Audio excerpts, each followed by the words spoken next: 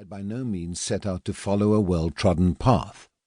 There is a great deal of originality here. I've had the opportunity to read the book several times and to discuss it at length with the author. With his instinctive grasp of military matters and his distinctive style and innovative approach, he has succeeded in telling this story in an entirely new and refreshing way. Importantly, he has set out to fill in many of the significant gaps in our knowledge. Probably only a professional soldier could have done this. The book really brings the high drama of Isandlwana to life. I found I could smell the gun smoke hanging over the battlefield as I read. There is absorbing human interest too, a glimpse of the pride and the passion of life in the British Army of 1879. I found myself actively disliking some of the characters we encounter, whilst greatly admiring others, and I very much sense that Mike has got them right. His narrative also conveys particularly well the respect that is the rightful due of the determined and tenacious Zulu fighters of 1879. It is not my intention in this brief foreword to outline the technicalities of the author's arguments or his findings.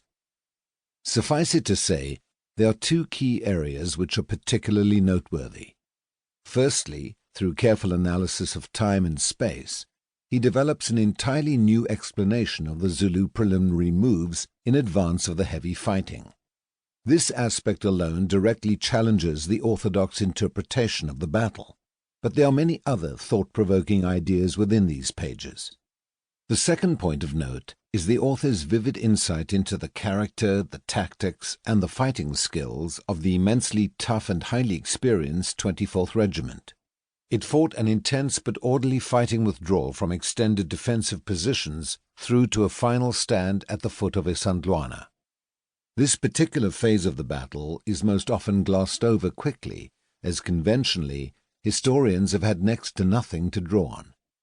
In this account, the author displays a well-founded confidence in the natural doggedness and willpower of the British regular soldier, who, amidst the fear and chaos of battle, has so often had to rely upon pride in his regiment to overcome numerically superior foes. He goes on to explain in thought-provoking detail what might have been in the minds of the officers and soldiers as they fought, the tactics they employed as they struggled for survival, and finally how those last dreadful moments of a very fine battalion were played out. I've thoroughly enjoyed getting to know the Isandlwana battlefield well over the last few years, and the particular advantage that having an advanced copy of this book to hand has conveyed in getting to grips with the subject.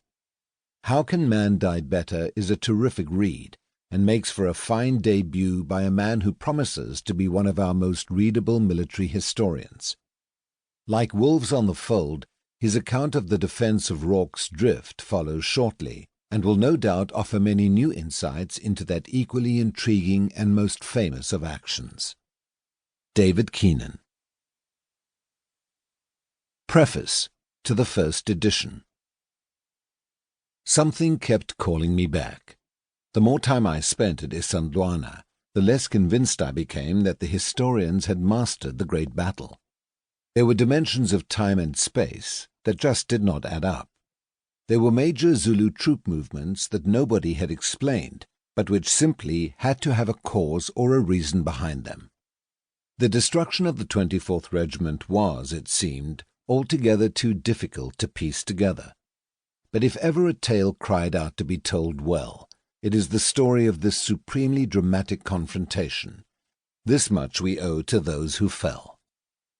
About 10 years ago, I set out to unravel the mysteries for myself, the parts of the story that could not be found in the history books, the parts that had been glossed over for an apparent want of evidence.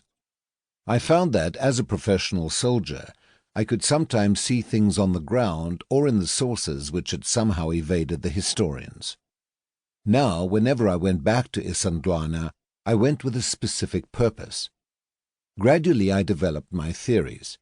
It took a long time. Every so often some new piece of evidence would come to my attention, and my ideas would come tumbling down around me. I have scrupulously avoided pushing on with favoured theories against the weight of the evidence. Unfortunately, it seems, a common failing in much of today's